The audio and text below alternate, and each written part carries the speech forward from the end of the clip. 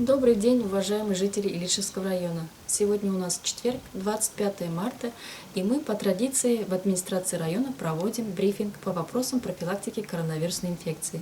На сегодняшнем брифинге у нас участвует начальник муниципальной службы информационно-аналитической и кадровой работы Рустам Дергамтинович Хисамеддинов, заведующий кабинетом медицинской статистики Верхнеаркеевской центральной районной больницы Гульназ Ришатовна Нуриева. Об общей ситуации по распространению коронавирусной инфекции в республике расскажет Рустам Дергамтинович. Добрый день, уважаемые жители района. По информации Республиканского штаба по борьбе с распространением COVID-19 в Башкортостане зафиксировано 31 707 случаев заболевания. Прирост за прошедшие сутки составил 109 случаев.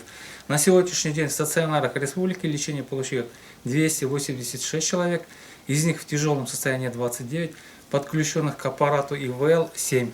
На амбулаторном лечении находится 4656 человек с легкой формой заболевания. За сутки выписано 225 пациентов. Всего за период пандемии 26 422 человека. За прошедшие сутки зарегистрировано 3 случая смерти от COVID-19. Всего умерших 343. Спасибо за информацию. А теперь слово передаю Гульназ Ришатовне. Она нас ознакомит с общей ситуацией по коронавирусной инфекции в районе. Добрый день, уважаемые жители района. По состоянию на 25 марта в районе зарегистрировано и лабораторно подтверждено 526 новых коронавирусных инфекций. Это плюс 17 случаев за неделю. Выздоровление 501 человек, это плюс 11 выздоровлений за неделю, что составляет 95%. На амбулаторном лечении на сегодняшний день находится 19 пациентов с легким течением заболевания. Стационарное лечение в инфекционных госпиталях получают 6 наших пациентов района. И еще с диагнозом новая коронавирусная инфекция, вирус не идентифицирован. На стационарном лечении находится 9 пациентов. Также продолжается мероприятие по забору биоматериала на исследование новой коронавирусной инфекции. На сегодняшний день всего взято 14 205 ПЦР-исследований. Из них в работе на сегодня находится 907 анализов. Как в районе проходит вакцинация? По вакцинации мы все еще получаем только один разновидность вакцины препарата, это Спутник Ви или Камковид-Вак. На сегодняшний день с начала периода вакцинации мы получили 880 доз вакцин, и на сегодня эти вакцины все освоены. На прошлой неделе мы провели вакцинацию 35 гражданам нашего района.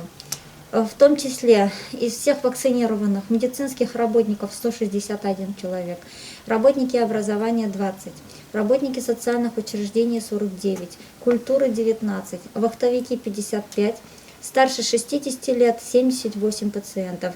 Другие категории граждан, это сюда относятся и те граждане, которые подходят по желанию вакцинироваться, это 483 человека, чуть больше половины всех вакцинированных. Вакцинация, напоминаю, что продолжает проводиться во втором кабинете второго этажа старого здания поликлиники после осмотра врача-терапевта в 7-м кабинете. Необходимо подходить с паспортом и с НИЛСом и в течение 30 минут находиться под медицинским наблюдением в нашем учреждении. Вакцинация проводится в 2 этапа с интервалом 21 дней, и защитный иммунитет формируется через 3-6 недель после второй вакцинации. И при этом между первой и второй вакцинацией обязательно необходимо принимать меры по предосторожности от заболевания. Это социальная дистанция, масочный режим, обработка рук и так далее. Также у нас в районе продолжают работать выездные мобильные бригады на базе передвижного ФАПа. Вчера у нас были выполнены выезды в Черекуревские сельские поселения. В эти ближайшие дни, после того, как мы получим по разнарядке дополнительную вакцину, будут осуществлены выезды в Ирсаевские и Итеевские сельские поселения. И по графику мы планируем выездную работу продолжить до середины апреля. Вакцину называют векторной. Что это значит? И будет ли иммунитет от прививки вакцины краткосрочным или долгосрочным? Спутник Ви или гамковид-ВАК обычно называют векторной, потому что она использует аденовирусный вектор. То есть вектор аденовируса – это обычное простудное заболевание, сезонное ОРВИ, которым болеют и дети, и взрослые ежегодно. И у многих, по мнению ученых, уже сформирован иммунитет на этот аденовирус. Он является переносчиком белка вируса COVID-19. Она оставлена только часть, отвечающая за способность внедрения в человеческие клетки. То есть вектор вот этот аденовируса, он внедряет белок коронавируса внутрь человеческих клеток, и тем самым у нас вырабатываются антитела в ответ на чужеродный белок, и у человека формируется иммунитет. И организм человека также запоминает и учится быстро распознавать и блокировать в случае, когда организм уже встречается с настоящим возбудителем новой коронавирусной инфекции. Еще раз хочу отметить, что ни живого, ни мертвого коронавируса и аденовируса вакцина не содержит. Соответственно, заразиться и заболеть от нее невозможно. Вакцина гамковид-ВАК двухкратная схема введения, поэтому она позволяет сформировать длительный иммунитет. По мнению, опять-таки, разработчиков вакцины, иммунитет может сохраниться до 2 лет. Пока вот сейчас такое мнение имеется.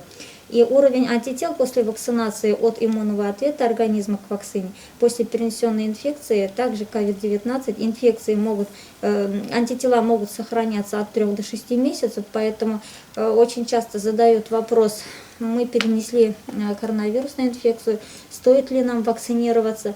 Это все зависит от уровня антител именно в вашем организме. У некоторых людей в организме антитела могут наблюдаться длительное время до 6 месяцев, а у некоторых людей антитела могут исчезнуть в течение месяца, 2 месяцев. У каждого индивидуальный подход, поэтому в этом определении нам помогает иммуноферментный анализ для определения антител. Если вы сомневаетесь и думаете, что вы переносили коронавирусную инфекцию, то вы можете сдать иммуноферментный анализ на определение антител на коронавирус в вашем организме, и тогда уже четко выставляется картина, стоит ли вам вакцинироваться или нет. Но в среднем, если люди уже не проводят исследования иммуноферментного анализа, мы в среднем рекомендуем все-таки воздержаться от вакцинации примерно 6 месяцев. Спасибо за подробную информацию. Теперь такой вопрос поступил нам. После первого этапа вакцинации поднялась высокая температура. Стоит ли проходить второй этап вакцинации? Повышение температуры тела в ответ на вакцинацию, оно является нормальной реакцией организма на вакцинацию, так же, как и на другие прививки, первые 3 дня. В первые 3 дня по инструкции после вакцинации может повышаться температура. В большинстве случаев она переносится хорошо, и уже к концу 2-3 суток уже человек чувствует себя на фоне уже полного здоровья. Поэтому если у вас после первой вакцинации повышается температура тела, вы можете также продолжить второй этап вакцинации и таким образом завершить и сформировать иммунитет в организме. Многих волнует такой вопрос: можно ли после вакцинации ходить без маски? После вакцинации масочный режим всегда нужно соблюдать. Это те минимальные меры, которые помогают предотвращать организм от встречи не только с коронавирусной инфекцией, но и с другими инфекционными возбудителями. Поэтому после вакцинации, особенно первые 42 дня, потому что через 42 дня, я уже говорила, что образуется иммунитет, особенно в первые 42 дня после второй вакцинации обязательно нужно масочный режим, социальная дистанция, гигиена рук и минимальный контакт с больными пациентами. Есть в настоящее время список профессий, которые обязаны сделать прививку от коронавируса, или работодатели не имеют права настаивать? В соответствии с изменениями в приказе об утверждении национального календаря прививок, работники медицинских, образовательных организаций, социального обслуживания и многофункциональных центров подлежат обязательной вакцинации COVID-19. Спасибо большое за подробную информацию. А теперь несколько слов о социальных выплатах. Семьи, которые еще не получили единовременную выплату в размере 5000 рублей на детей до 8 лет, могут подать заявление до 1 апреля. Рустам Дергамединович, напомните, как это сделать? В соответствии с указом президента России, граждане, постоянно проживающие на территории нашей страны, родители, усыновители, опекуны и попечители имеют право на единовременную выплату в размере 5000 рублей на детей до 8 лет. Большинство семей республики средства были перечислены автоматически на основании данных из ранее поданных заявлений на детские выплаты в период пандемии. Родители детей, рожденных после 1 июля прошлого года, которые еще не оформили заявление, могут подать его не позднее 31 марта. Направить заявление на выплату можно в электронном виде через портал Госуслуг или лично в клиентской службе Пенсионного фонда.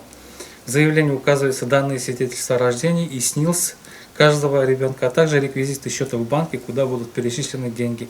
Уточнить СНИЛС ребенка можно в личном кабинете мамы на госуслугах, либо непосредственно при подаче заявления на портале или в клиентской службе Пенсионного фонда. На основании сведений ЗАГС Пенсионный фонд оформляет СНИЛС каждому родившемуся ребенку автоматически. Спасибо за информацию, уважаемые жители района. На этом наш брифинг завершается. Встретимся с вами в следующий четверг. Не болейте и не забывайте надевать маски.